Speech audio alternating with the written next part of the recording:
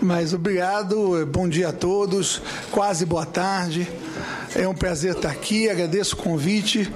É sempre um prazer discutir os desafios da economia brasileira, a conjuntura econômica, e em particular no momento atual.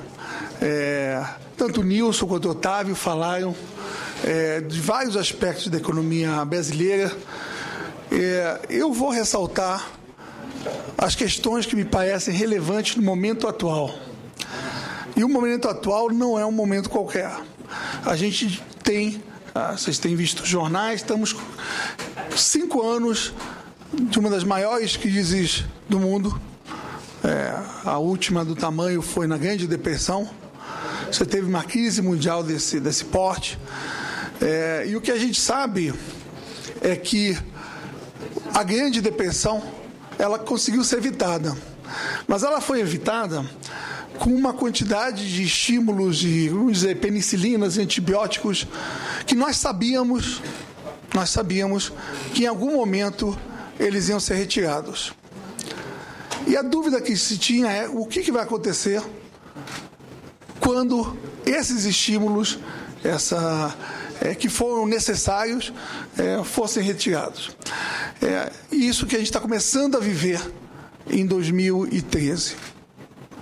Nós passamos um bom tempo, desde 2007, 2008, a crise começa nos Estados Unidos, com o subprime, você tem quedas fortes do PIB nos Estados Unidos, a crise se alasta para a Europa, você tem no ano passado quase a quebra da Europa no sentido da moeda única. Depois começa a afetar a China e os emergentes, a desaceleração. E só agora, em 2013, há uma percepção que quem começou primeiro com a crise, que Estados Unidos vai começar a sair. E essa percepção vem da onde? Vem simplesmente da observação que nos Estados Unidos o desemprego começa a cair. Quando chegou a 10, hoje já está em 7,2, 7,3, a caminho de uma taxa de desemprego de 6,5%, que é o que os Estados Unidos, o FED, o Banco Central Americano, tem dito que é o momento onde ele vai começar a se mexer. Se ele vai começar a se mexer quando chegar a 6,5%, quando está em 7,2%, ele tem que começar a fazer alguma coisa. E é o que ele anunciou. Ele anunciou isso no discurso do presidente do Banco Central Americano, o FED, em 22 de maio, que talvez, em algum momento, vá, se possível, reduzir os estímulos. Isso foi suficiente para os mercados entrarem e fazerem toda a alvoroça que a gente está vendo até agora. O que está acontecendo não é ruim. O fato dos Estados Unidos sair da recessão depois de 5 anos não é ruim. O fato da Europa não se falar mais na quebra do euro não é ruim, é uma boa notícia. O fato da China estar estabilizando o crescimento em torno dos 7,5%, quando todo mundo achava que não iam conseguir estabilizar, que ia para 7, para 6, para 5, é uma boa notícia. No final das contas, nós temos um filme, que é um filme onde começa nos Estados Unidos, vai para a Europa, bate na China e nos emergentes, começa a volta. A volta é Europa, Estados Unidos, Europa, e vai ajudar no final o resto do mundo também. É uma questão de tempo. Só que essa boa notícia, no intervalo que a gente está hoje, é uma má notícia porque a saída dos Estados Unidos, a saída da Europa da crise, significa que o juro zero e os estímulos acabaram. O juro zero acabar nos Estados Unidos significa que o juro de 10 anos estava em 2, hoje está em 3. Essa mudança de 2 para 3 mudou a direção, ou está mudando a direção dos fluxos de capital. Nós passamos 5 anos recebendo muito fluxo, até demais, teve toda a discussão de quanto fluxo entra, e agora a discussão é que está saindo. E há uma discussão relevante, que é a questão de, uma vez que os fluxos mudam, a moeda americana, o dólar, ganha muita força em relação às economias emergentes. E você começa a ter depreciações de câmbio na Turquia, na África do Sul, na Ásia em geral, na Índia, que hoje, se vocês querem saber quem é o país mais afetado pela crise, se Se achar que é o Brasil, não é o Brasil, é de longe a Índia. Mas a depreciação, que é onde tem mais depreciação, mais problemas no momento atual. Mas o Brasil também. Então, hoje estamos no momento onde os juros do mundo sobem, as boas notícias vão vir, que a economia voltou a crescer, mas vai demorar 1, 2 anos até isso refletir em mais importações do mundo e mais exportações do Brasil. Enquanto isso, você tem que conviver com essa mudança dos fluxos com um dólar mais forte.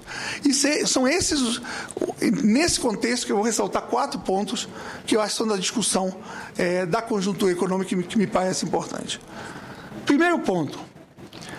Com o real depreciando, o real chegou a 1,70, foi a 2,45, agora voltou, está em 2,25, não sei qual o valor de hoje, mas a pergunta que a gente tem que se fazer é o seguinte: nós sabemos que está se depreciando uma conjuntura mundial, mas quanto que tem que ir? Quanto que é exagero? Quanto que é simplesmente o que se chama de overshooting, que é uma palavra em inglês para dizer, olha, o câmbio foi demais e vai ter que voltar. Quanto que é uma bolha no câmbio? E quanto que é uma necessidade de corrigir uma competitividade? Você precisa que os preços no Brasil, quando medidos em dólar, sejam mais compatíveis com o resto do mundo. Quanto é isso? Isso é uma grande discussão que é relevante a gente tocar um pouco para entender. Segundo ponto relacionado a isso você tem que evitar isso ou não? As intervenções do Banco Central, só para dar um número, somaram até hoje 48 bilhões. Intervenções no mercado de derivativos, mas são intervenções cuja finalidade é vender dólares para aqueles que querem se proteger contra a subida do dólar, contra o real se depreciando. 48 bilhões. Há uma grande discussão se você tem que intervir mais, tem que intervir menos, tem que deixar o câmbio ir, o que for o câmbio para corrigir aí, para ajudar as exportações, para ajudar as importações, ou não. Ou você tem que evitar o câmbio subir, porque isso pode gerar inflação. Se gera inflação, pode reduzir o salário real e isso afetar o consumo. Quanto você tem que fazer? Isso é uma outra discussão que eu acho relevante. O terceiro tópico ligado a esse cenário mundial se está vindo uma depreciação, quanto que vai ter de repasse cambial? Ou até hoje, repasse é uma coisa... Repasse é muito interessante, porque repasse cambial todo mundo diz que não vai vir, aí quando vem, todo mundo diz, é óbvio que tinha que vir.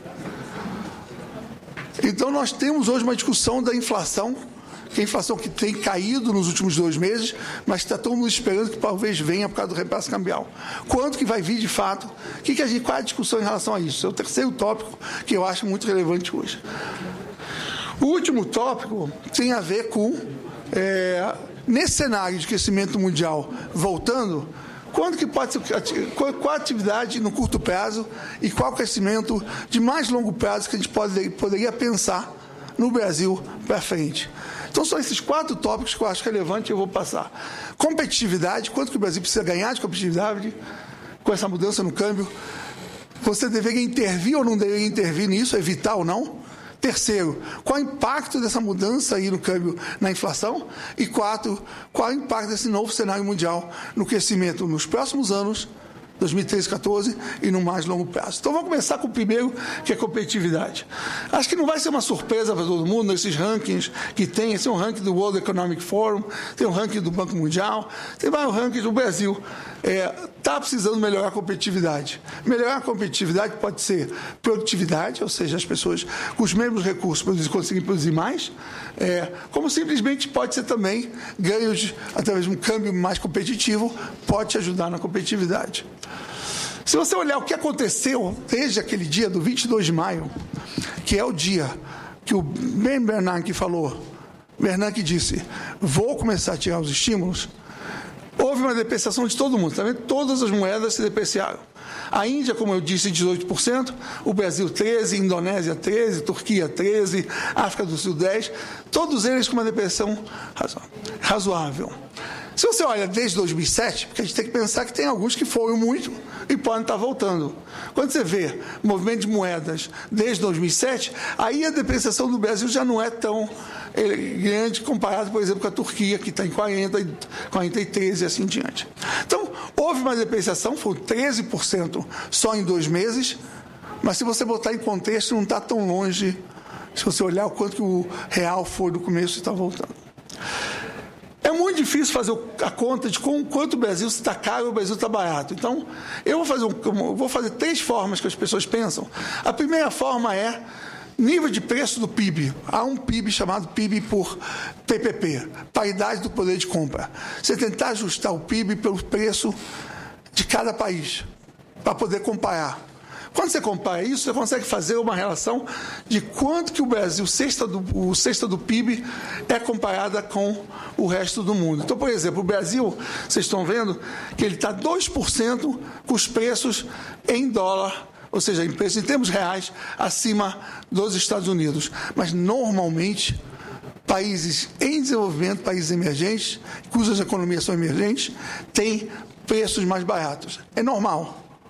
Economias mais avançadas têm preços mais caros, economias mais em desenvolvimento têm preços mais baratos. Você vê que a maioria dos países é 30%, 40% mais baratos que os Estados Unidos, e nós, em média, estamos 2% mais caros. Uma outra forma de calcular é saber quanto que o câmbio hoje está mais ou menos apreciado em relação a média de 2014 a 2011. Aqui diz que a gente está apreciado uns 5%. E, finalmente, tem o índice que a revista Economist, que começou com uma brincadeira, que é comparar uma cesta. Só que cesta é difícil, as cestas mudam de acordo com o país. Mas eu vou fazer uma cesta de um bem, que eu tenho certeza que o bem é homogêneo, que é o tal do Big Mac. Desde que começaram a fazer com uma piada, virou uma série que até hoje continua.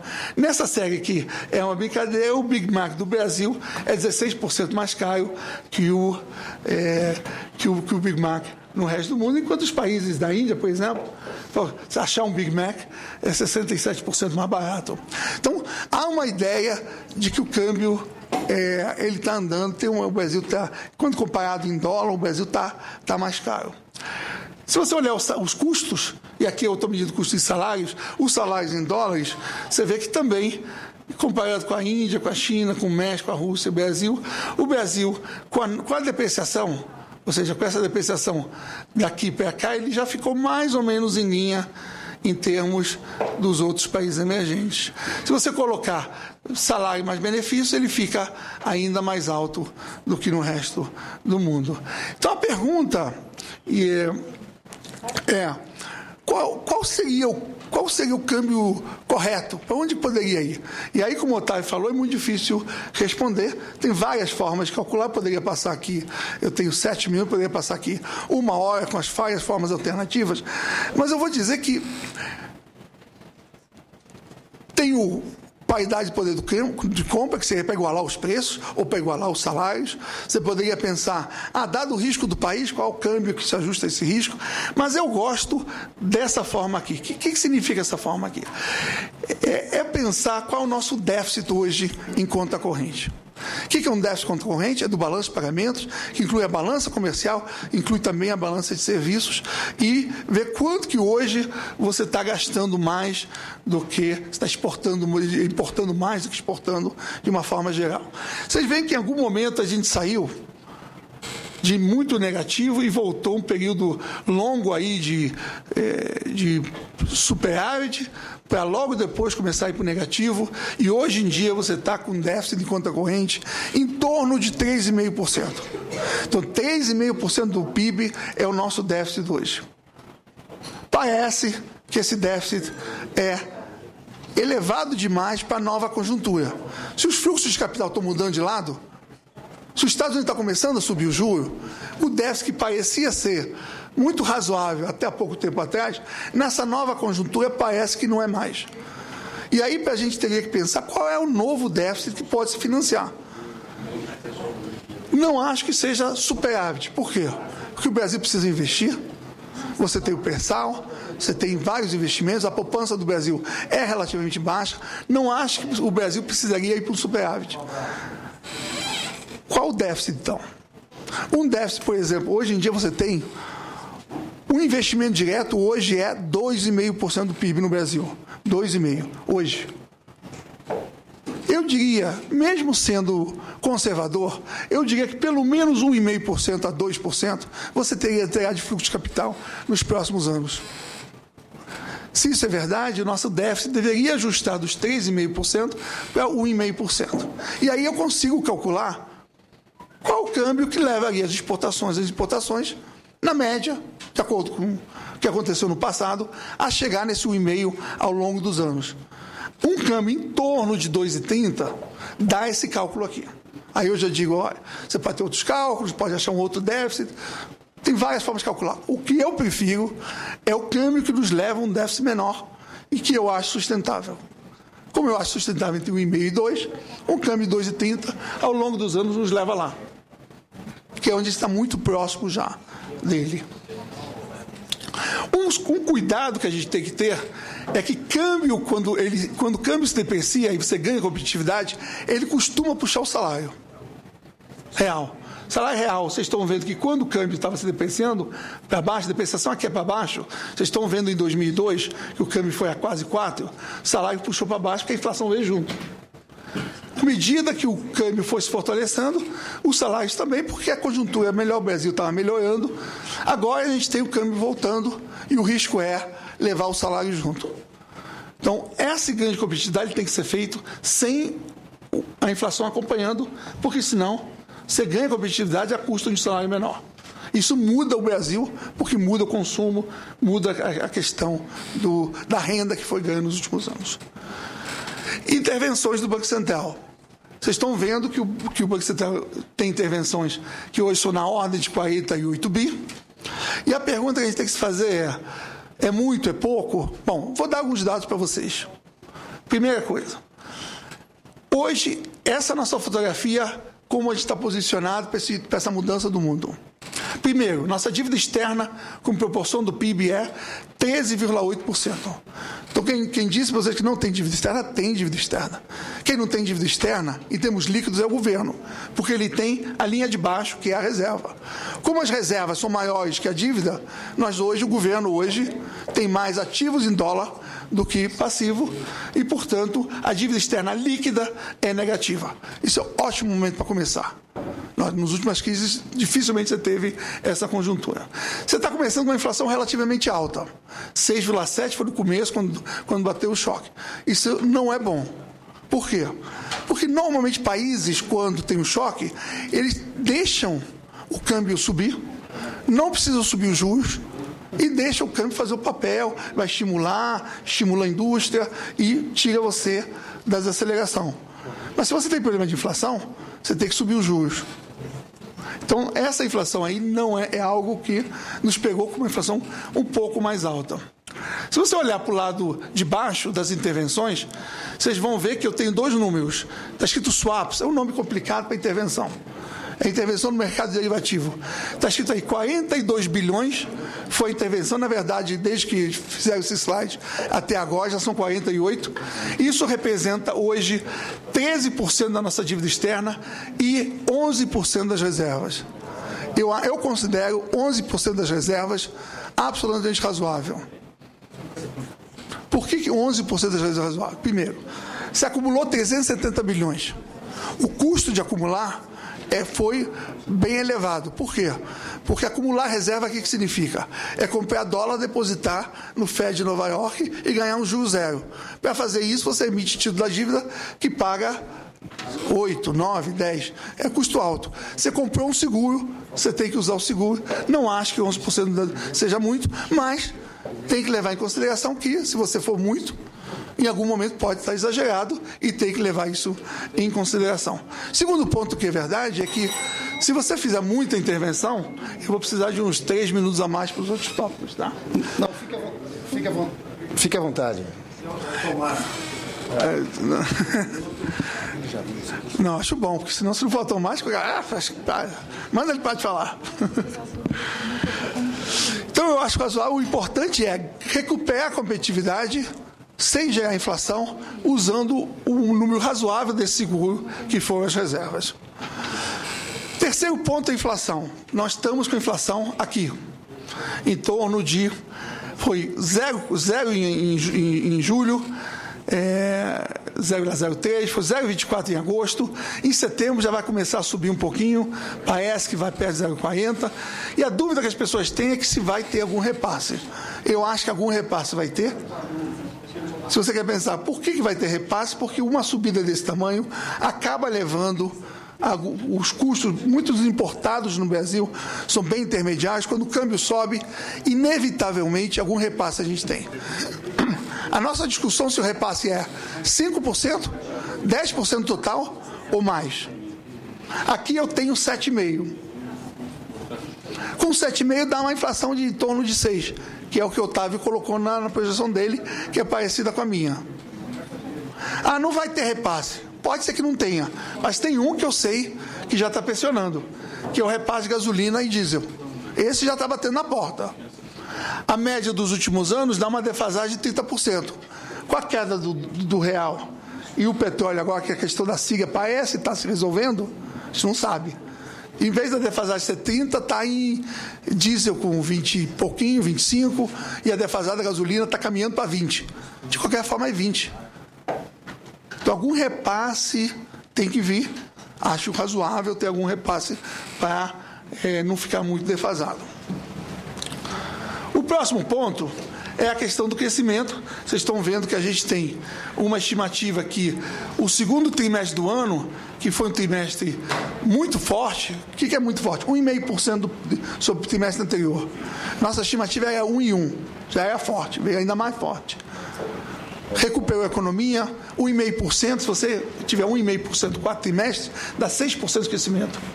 O problema é que a gente já tem os dados dos últimos meses, já viu que a indústria caiu, sabe que a agricultura não vai ter o benefício da soja e de outros itens, então já sabe que vai devolver uma parte.